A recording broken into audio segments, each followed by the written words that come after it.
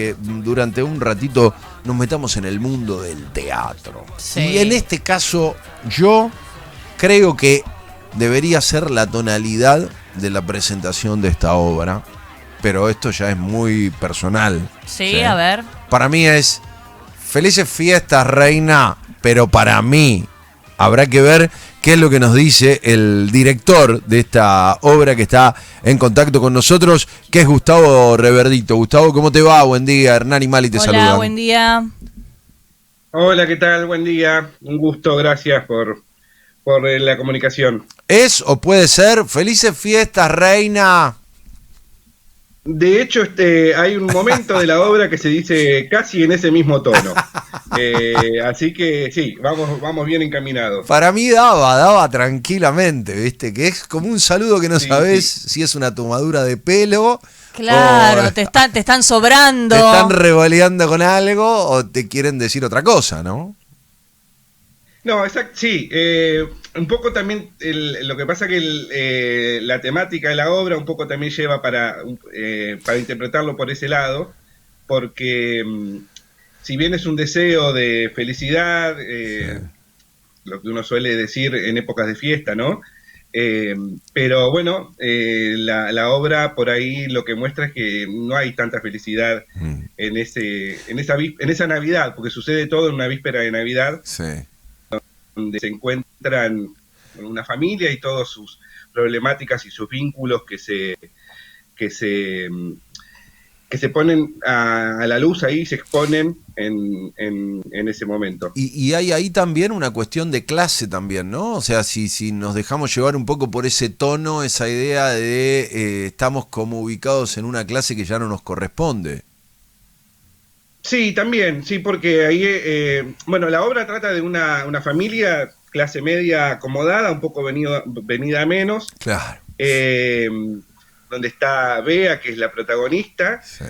su hijo, con un vínculo bastante especial y muy particular, una nieta que aparece un tiempito antes de que donde suceden los hechos durante la obra. Sí. El padre muerto y el esposo de Bea muerto y ese fantasma que ronda permanentemente la casa, la novia de su hijo y un amor oculto con el jardinero. Ahí también se ponen en juego esto de que vos decías de la lucha de clases. Claro. Hay un amor oculto de muchos años con el jardinero histórico de la casa. Bueno, y se revelan ahí en ese momento todas estas cuestiones y esta telaraña de vínculos, como cada vínculo de una persona con otra empiezan como a magullar un poco los vínculos generales de todo, pero en particular con cada uno de ellos. Sí. Gustavo, la obra es de Marcelo Saltal. ¿Cómo te llega a vos? ¿Lo Exacto. conocías ya Marcelo? ¿Han trabajado en anteriores propuestas? Sí, con Marcelo nos conocemos hace muchos años, somos amigos, nos conocimos estudiando cuando la UNA era el IUNA, cuando recién todos los institutos de arte se unificaron en universidad, ahí nos conocimos estudiando en el IUNA. Y trabajamos poco, trabajamos una sola vez juntos, siempre hay proyectos dando vuelta, pero el único proyecto que hicimos fue un unipersonal donde él actuaba y yo lo dirigía hace ya unos 15, 18 años atrás. Ajá. Esa fue la única experiencia que tuvimos trabajando juntos. Después hubieron algunos otros proyectos que no llegaron a dar a luz, pero siempre está ahí como dando vuelta la idea de trabajar juntos. Y él escribió esta obra y por allá por la pandemia, por ahí, él un día hablando me dice, mira, estoy escribiendo una obra que me gustaría que la dirijas vos. Mirá. Él es de Pergamino, yo soy de Gualeguaychú, de Entre Ríos, y la obra esta sucede en las afueras de Pergamino, de Rosario. Sí. En un pueblito en las afueras de Rosario. Entonces tiene todo este universo del interior, de la siesta en el interior del país, en el mal llamado interior del país, y entonces a él le parecía interesante que yo proponerme a mí para que dirija la obra, porque por esto de que siempre sale entre nosotros dos cada vez que charlamos, esto de estar viviendo en Buenos Aires, siendo del interior y todas las diferencias y cómo uno más o menos se va adaptando un poco al ritmo de Buenos Aires, pero es otra vida al interior y sobre todo las horas de la siesta. Sí. La obra sucede mucho un poco a la siesta, entonces a él le parecía interesante que esta mirada y este ojo puesto en un ritmo y en una cosa que tenga más que ver con el interior, que era como necesario para la obra. Es interesante, creo que hace poquito también estábamos hablando con otra obra que también tenía como un vínculo al interior de un pueblo, no sé si en la provincia de Buenos Aires. Sí, bueno, que de hecho el actor creo que había tenido que aprender a hacer la tonada, no sé si te hablas de eso, que hablaba como medio en entrerriano. Digo, bueno, tal vez es esto, ¿no? Que mismo te planteaba el dramaturgo, de traer un poco a Buenos Aires o a capital, ¿no? Sí, el cómo se vive. Una estética pueblerina, exactamente, si se quiere, ¿no? Digo, por ahí como que lo hace más atrapante. Sí, totalmente, sí. Me parece que está bueno porque en general uno cuando agarra un texto, una obra para trabajar, qué sé yo, no sé, uno por ahí está haciendo una obra que sucede en Varsovia y uno se tiene que imaginar cómo son las cosas en Varsovia. Claro. En Varsovia es mucho más lejos que Rosario, un pueblito en las afueras de Rosario. Sí. Pero hay particularidades y hay detalles que son muy chiquititos que muchas veces escapan cuando uno empieza a hacer, cuando uno monta una obra, porque son vivencias diferentes. Uh-huh. Entonces está bueno, si está la posibilidad de poder captar esos detalles y ponerlos en escena, porque en definitiva siempre los detalles son lo que hacen interesantes las cosas. Entonces, más allá de la historia, más allá de todo lo que sucede, si hay un detalle que rompe y que uno está mirando y dice, no, pero ahí hay algo que es raro porque eso no podría pasar nunca en tal contexto, el público se va a quedar con eso y todo lo otro queda en un segundo plano. Entonces está bueno siempre estar muy atento a todos esos detalles. En caso no estamos trabajando ni las tonadas ni nada que se le parezca, pero sí hay como un clima que se respira que tiene que ver con una casa, el patio de una casa en un pueblito en el interior del país. Acá hago obviamente un análisis absolutamente personal. Nosotros ayer hicimos una nota hablando con gente de Pigüé, ¿sí? Y mi sensación con esto que estás diciendo, con lo que nos pasa a nosotros, con este ida y vuelta, es como que se oxigena la vida urbana cada vez que encontramos esta vida cotidiana de pueblo. Es decir, no nos damos cuenta como esto, la reminiscencia de la siesta, que muchos la deben haber vivido, incluso yendo al interior, visitando familiares, digamos, no. Claro, la velocidad en la que suceden las cosas, sí, pero como más detenido todo. Pero esto, digo, más allá de toda la discusión de que hablamos de las provincias y decimos nosotros los porteños el interior, pero hay como una búsqueda interna que nos permite mirar un poco en detenimiento lo que pasa en el resto del país. Digamos, es como un espejo que a veces no queremos ver, pero que para mí termina oxigenando. O sea, esta realidad que ustedes cuentan termina siendo interesante. Ayer lo era, una charla con un grupo de vecinos de Pigüé, con una propuesta que obviamente pretendía convocar a gente, en este caso de la ciudad de Buenos Aires, para acercarse a Pigüé y vivir un día en el medio de un festejo. Digo, conecto con eso y me parece que es bastante saludable. Y bueno, el teatro debe ser una clave para mostrar eso, ¿no? Sí, totalmente. A ver, quizás nosotros acá vivimos en la vorágine que nos propone Buenos Aires y el ritmo que nos propone Buenos Aires y la multiplicidad de estímulos permanentes que nos propone, no nos damos cuenta, pero cuando yo creo que a todos nos pasa, bueno, yo tengo esas raíces, digamos, ¿no? Claro. A mí me siento mucho más cercano a eso, pero en general uno escucha gente que es de acá, que por ahí tiene la posibilidad de irse una semana en un lugar, y esto que vos decís, cómo oxigena y cómo uno empieza a respirar otra cosa y empieza a encontrarle sentido a otras cosas que Buenos Aires no permite. No nos permite, no nos permite. Sí, obvio.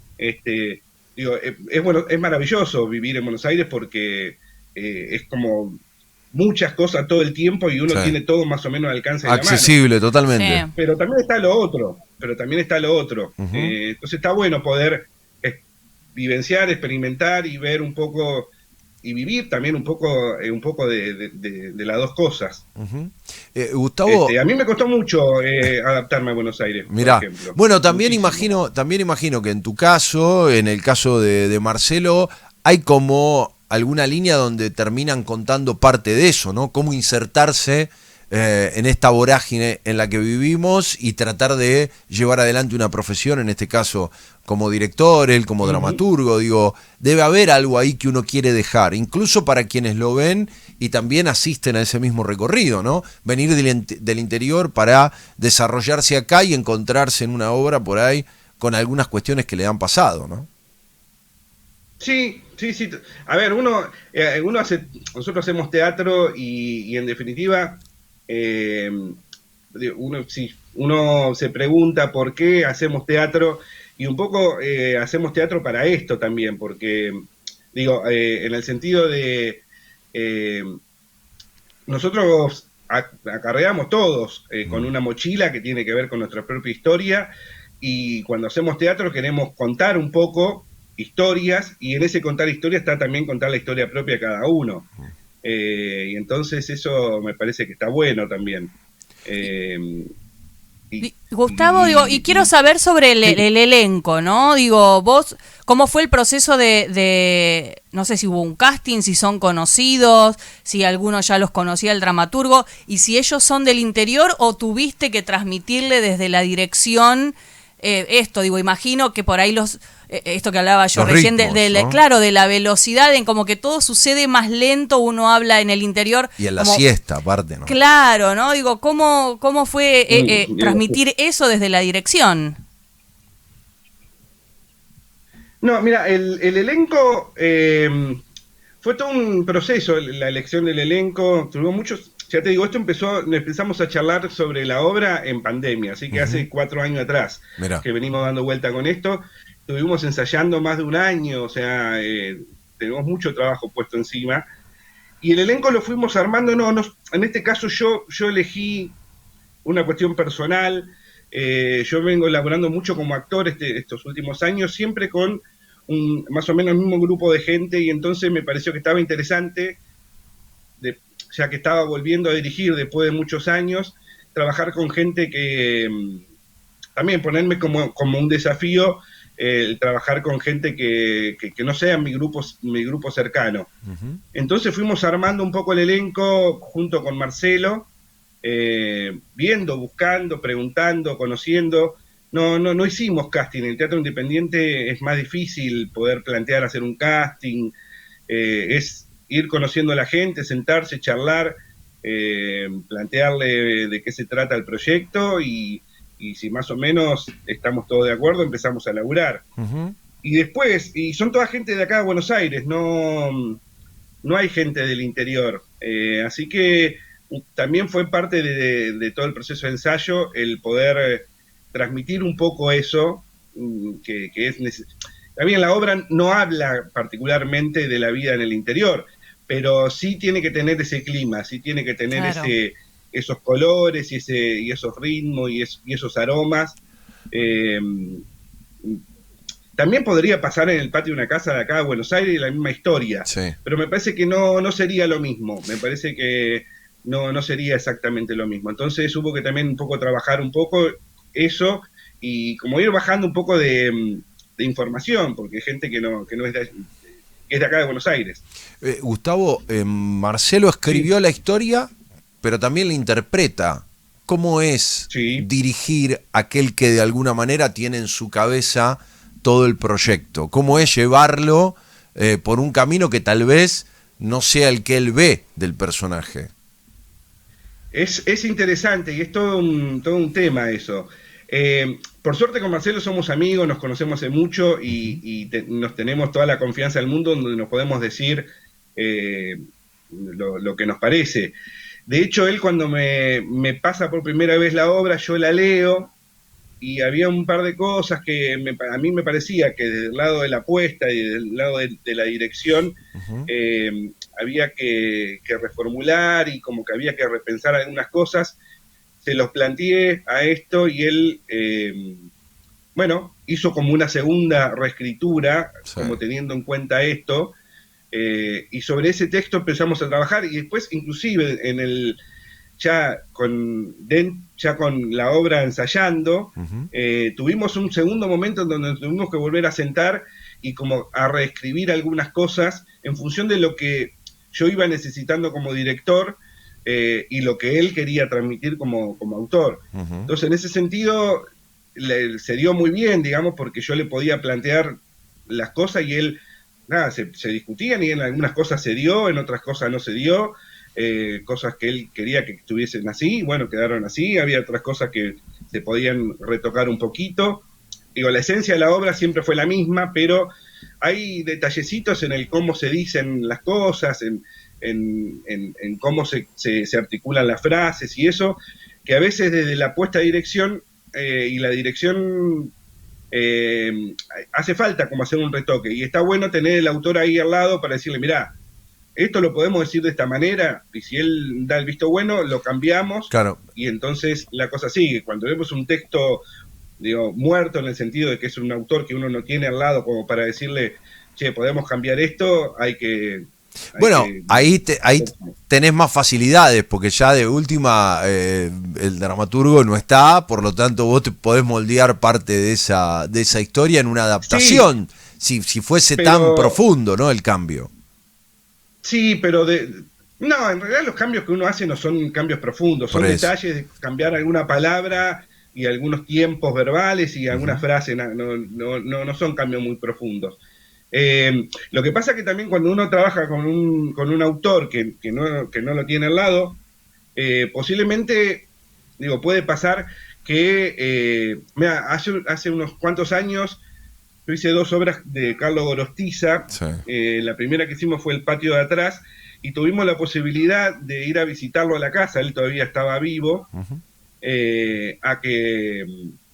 a charlar con él sobre qué era lo que había querido hacer con la obra, que intercambiar miradas y todo eso.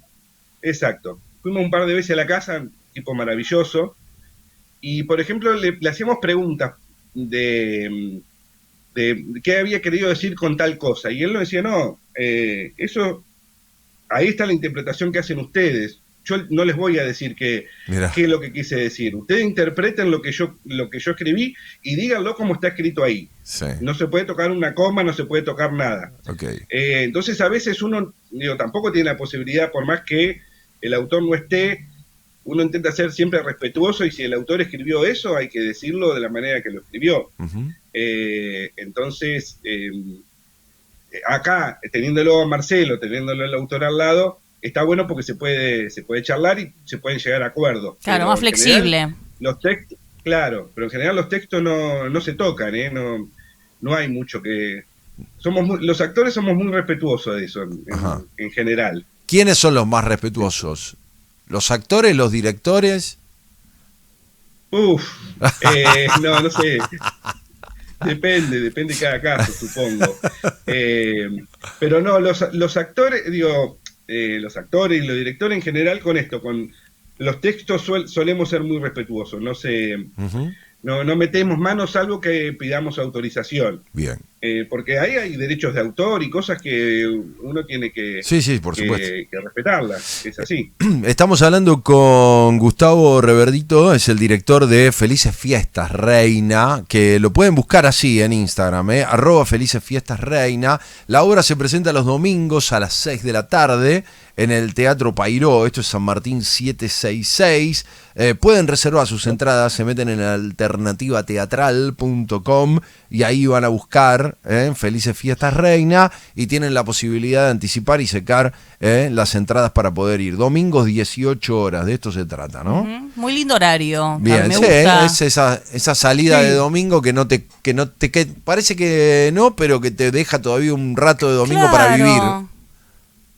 Sí, es un muy lindo horario, porque los domingos suele ser difícil para el teatro, claro. Porque ya a partir de las 7, 8 de la noche la gente ya empieza a bajar las persianas y no quiere hacer muchas cosas. Claro, sobre todo en invierno, ¿no? Porque por ahí en este horario, en verano, decís, uy, qué temprano, por ahí te bancás un domingo de verano tipo 8, porque todavía está medio claro el día y llegás. Acá, si te pasás una horita, el frío te mete adentro de la covacha. Totalmente, sí. Aparte, es una obra para domingo. Nosotros cuando empezás, cuando estás ensayando una obra y empezás a buscar sala y te empiezan a ofrecer horario, en general uno piensa, ¿esta es una obra para qué? ¿Para viernes, sábado, domingo? Mirá. Y nosotros siempre decíamos, es una obra de domingo a la tarde. Claro. Por la temática de la obra. Es una obra que podría funcionar muy bien domingos a la tarde. Y bueno, y justo apareció esta posibilidad de hacerlo en este horario, y me parece que es un horario ideal para la obra. Bien, perfecto. Ideal. Gustavo, gracias por la charla, gracias por este tiempito que nos regalás y la posibilidad de invitar a la gente entonces para el Teatro Pairó los domingos a las 18, San Martín 766, para ver Felices Fiestas, Reina, la obra que se presenta ahí y bueno, y que lo tiene a Gustavo como director. Gracias por el contacto. Muchas gracias. Bueno, gracias a ustedes. Muchísimas gracias. Déjame decir rapidito. Dale, dale. Sí, sí. Dale, perfecto. Julia Azar, Marcelo Saltal, Pablo Turchi, Charo González, Mili Gurovich y Guillermo Auterio son los actores, es el elenco de esta obra. Y ahí estamos además con todo un equipo hermoso, con Alejandro Mateo en la escenografía y el vestuario, Paula Fraga en la iluminación, Valentín Larroy, que hizo un trabajo musical hermoso, Iván Pedernera en la asistencia, Viviana Glay en la producción, bueno, un montón de gente, así que los esperamos. Dale, me salvaste de pifiar a todos en el cast, así que menos mal que lo tenés bastante clarito y lo podés llevar sin ningún problema y obviamente también está bueno hablar de todos los que integran este proyecto. Así que Gustavo, gracias. Gracias a ustedes. Que tengas buen día. Buen chau, día. chau. Ahí estábamos charlando con Gustavo Reverdito para esta obra, Felices Fiestas, Reina, la obra de los domingos por la tarde en el Pairó, San Martín 766.